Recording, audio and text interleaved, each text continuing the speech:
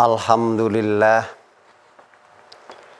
alladzi amarana bittaqwa wal iman wa nahana 'anil kufri wal isyan. Asyhadu an la ilaha illallah al-malikur rahman wa asyhadu anna Muhammadan abduhu wa rasuluhu al-mab'utsu bil ihsan. Amma ba'd, fa ya ibadallah ittaqu rabbakum wa'buduh hatta ya'tiyakumul yaqin. Setelah memuji dan bersyukur kepada Allah Subhanahu wa taala,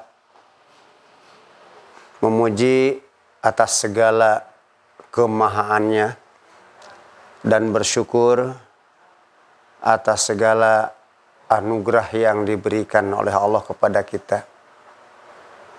Termasuk kita bersyukur kepada Allah masih bisa hidup sampai hari ini dan sekaligus masih diberi anugerah semangat iman dan Islam untuk tetap dalam ajaran Allah Subhanahu wa taala. Selanjutnya, pemirsa yang budiman, pada kesempatan kali ini kita akan bersama-sama memahami, menelaah persoalan yang ada kaitannya dengan masalah saum, yaitu tentang niat. Maka pembicaraan kita akan berkisar sekitar niat saum. Sebelum kita masuk pada keterangan-keterangan yang berkaitan dengan niat saum, terlebih dahulu mari kita simak definisi niat itu sendiri.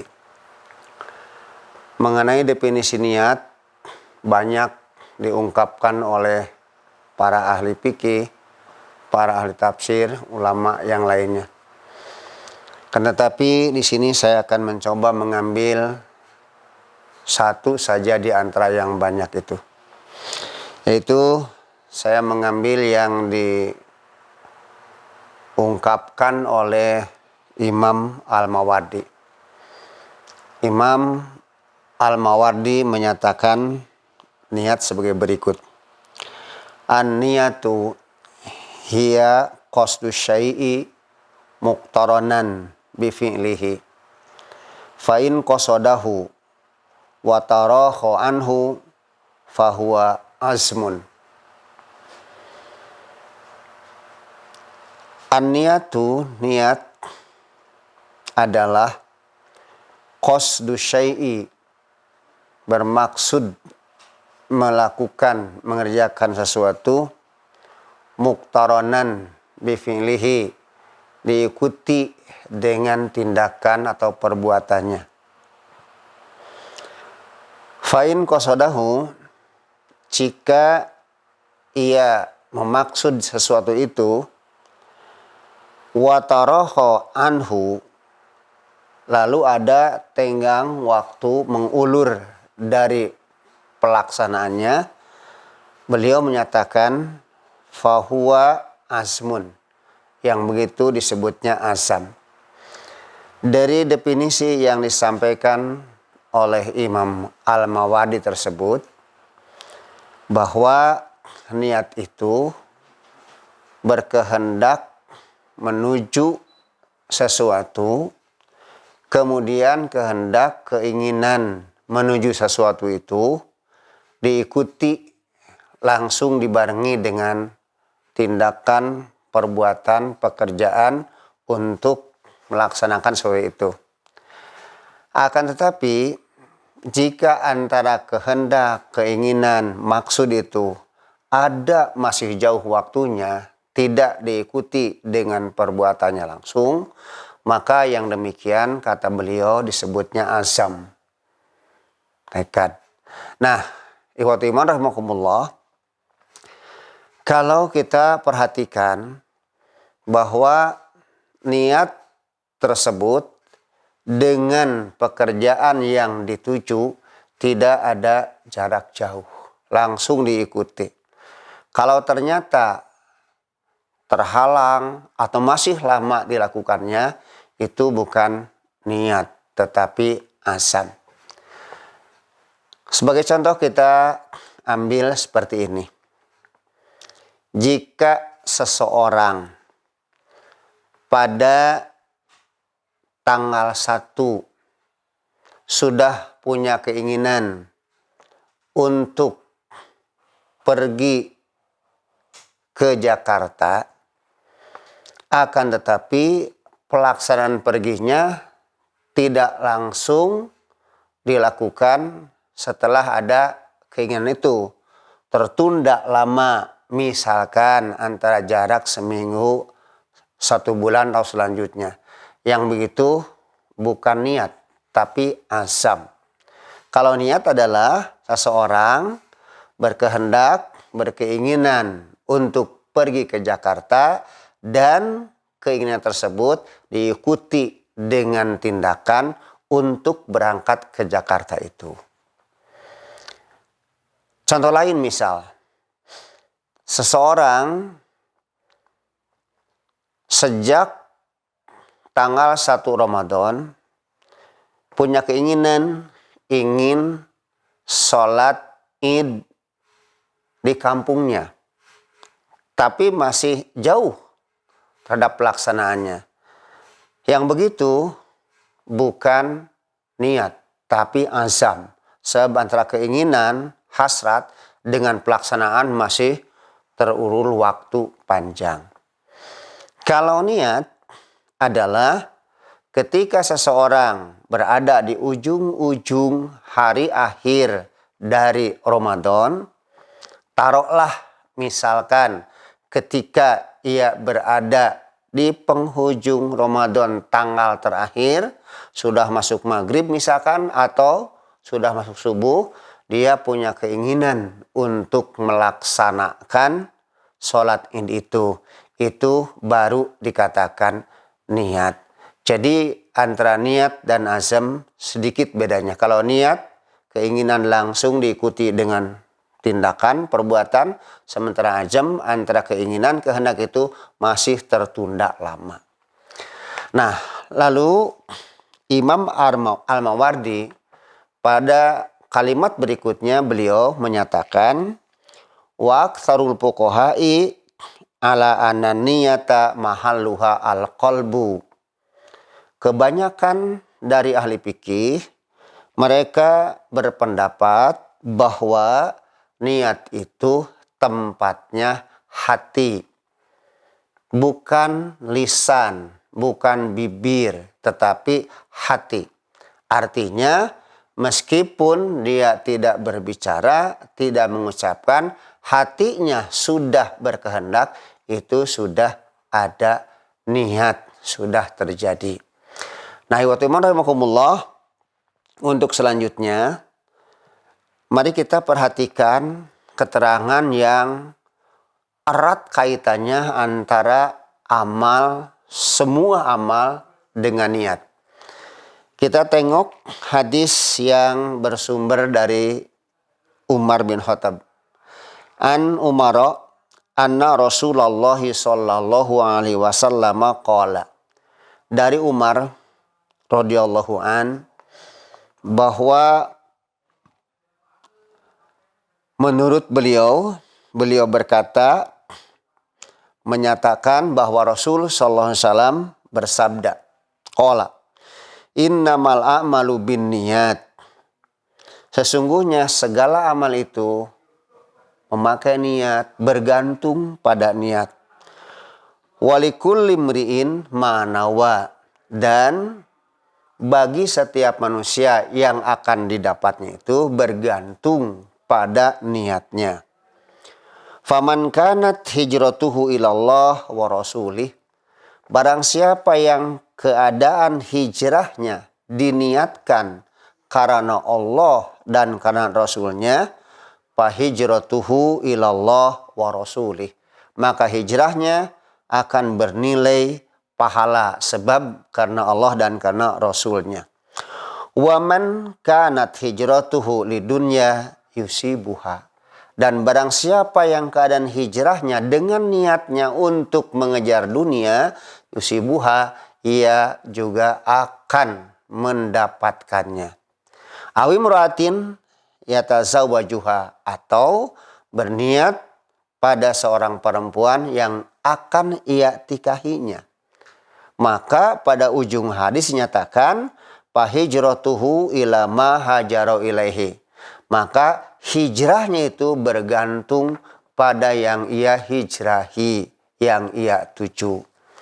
Di sini jelas sekali bahwa seseorang melakukan suatu perbuatan itu tidak bisa terlepas dari niatnya. Kalau niat hijrah karena Allah dan karena Rasulnya, itu akan berbobot bernilai ibadah. Kalau niat hijrah untuk mengejar dunia, ia akan menggapainya. Atau juga kalau niat hijrah karena seorang perempuan yang akan dinikahinya, bisa ia menjadi suaminya kelak. Nah, yang penting dari ketiga masalah tadi yang diungkapkan oleh Umar bin Khattab dari sabda Rasul, bahwa hasil hijrah yang akan diterima oleh pelakunya bergantung kepada niatnya.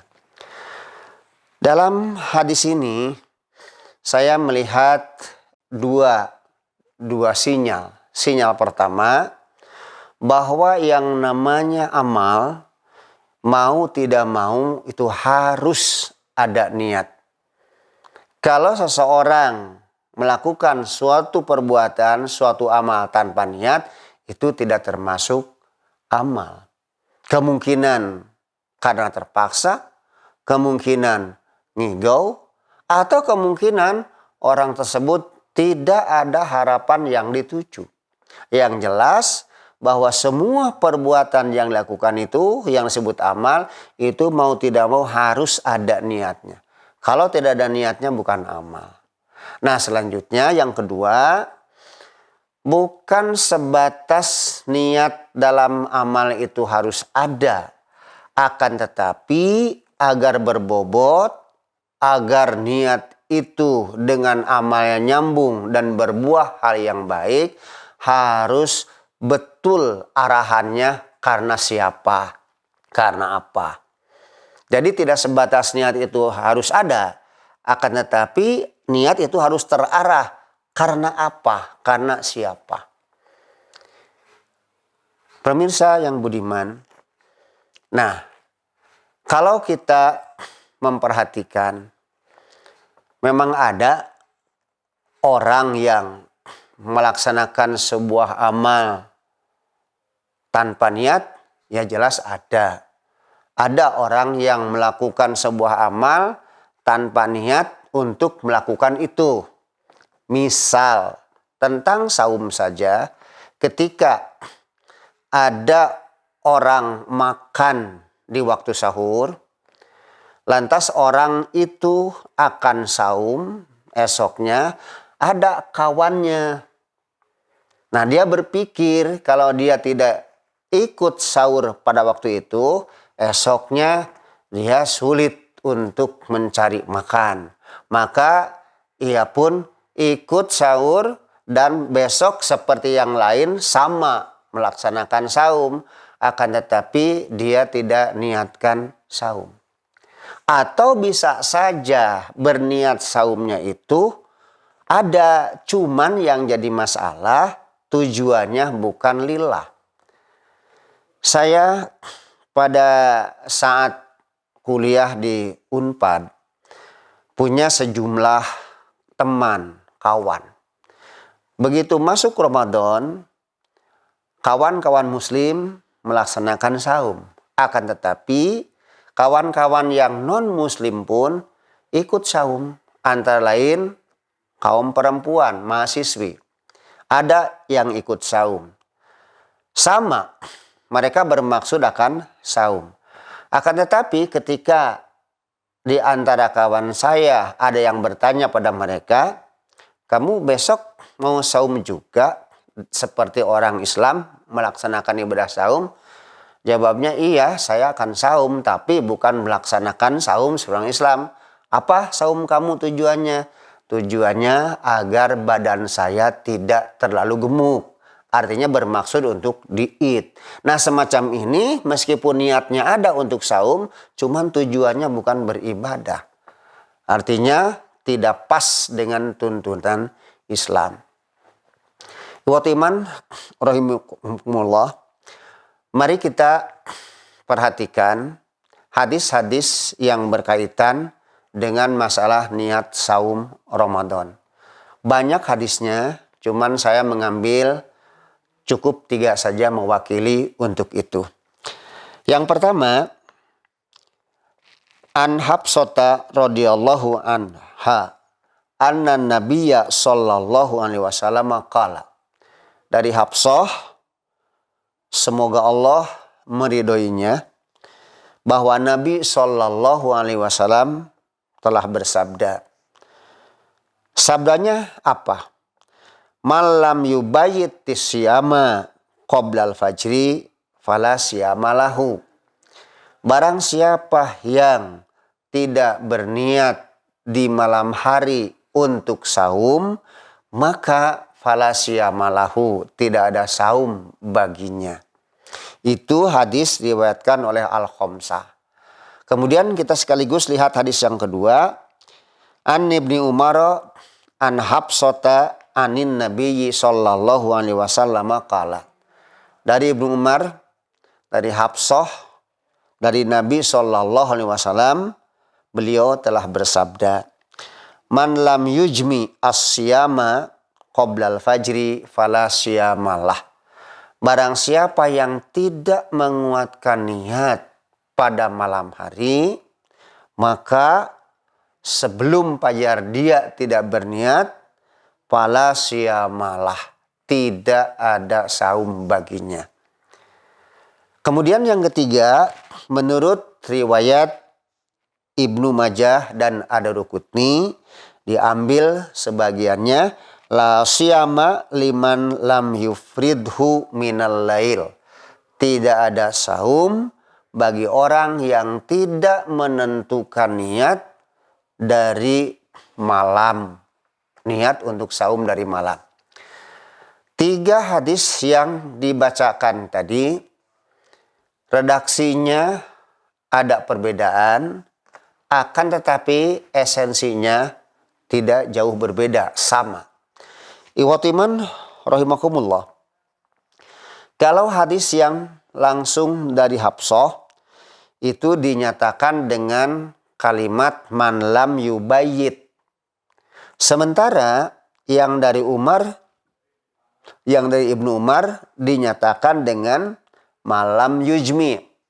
Dan hadis yang diriwayatkan oleh Ibnu Majah dan Ad-Darqutni itu dinyatakan dengan kata-kata malam yufridhu.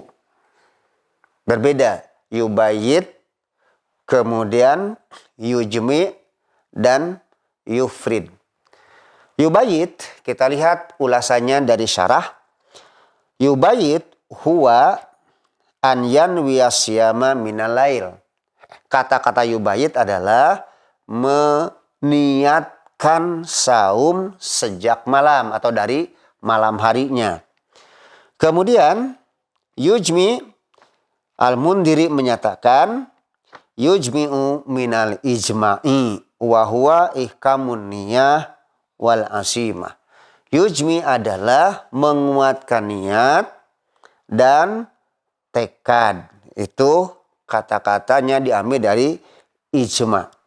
Dan yang terakhir dari hadis Ibnu Majah serta Ad-Darqutni dengan menggunakan lam yufrid, artinya lam yaj'alhu fardon ala nafsihi, tidak menjadikannya saum itu sebagai kewajiban bagi dirinya, wa dzalika bi alam yanwihi, yaitu dia tidak berniat untuk saum.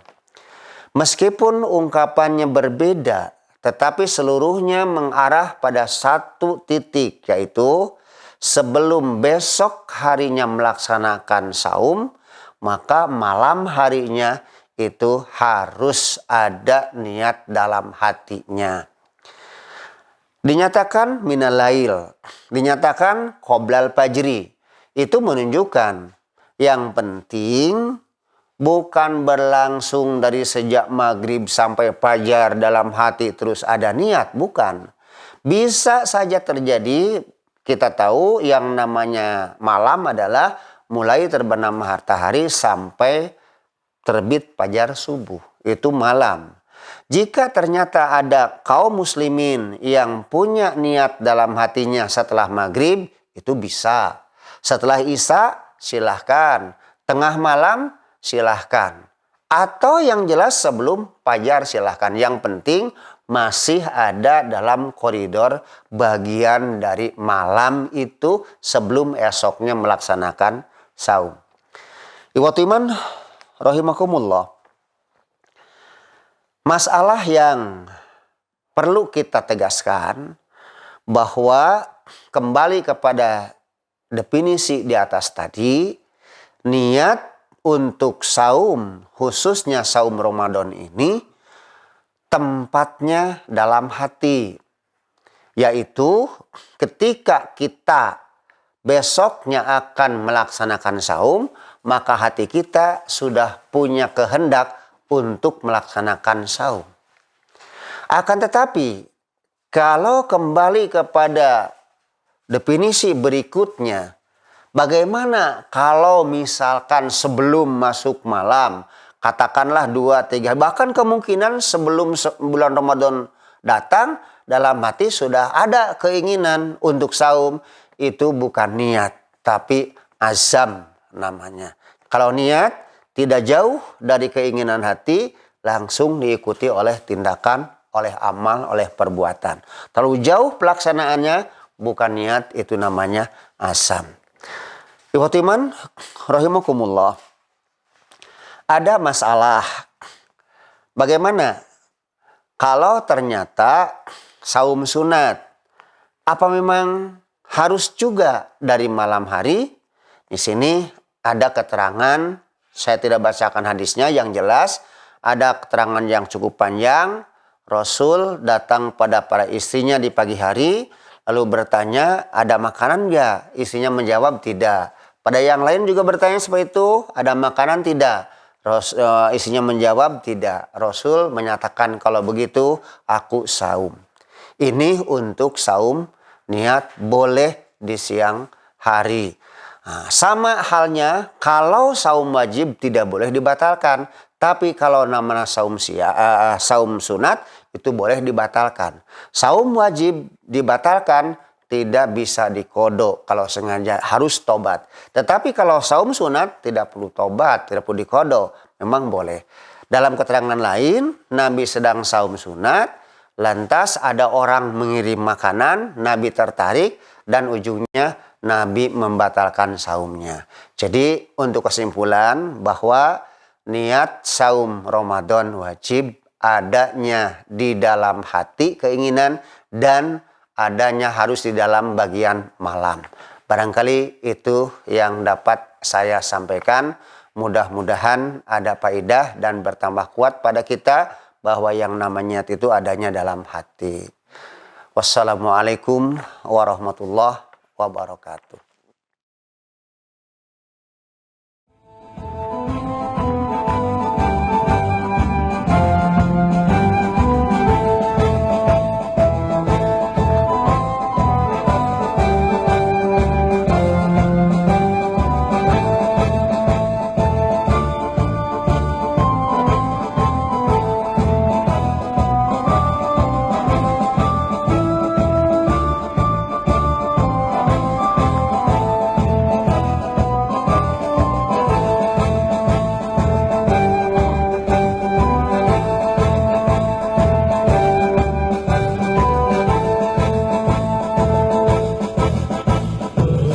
Persatuan Islam, persatuan Islam, persatuan Islam.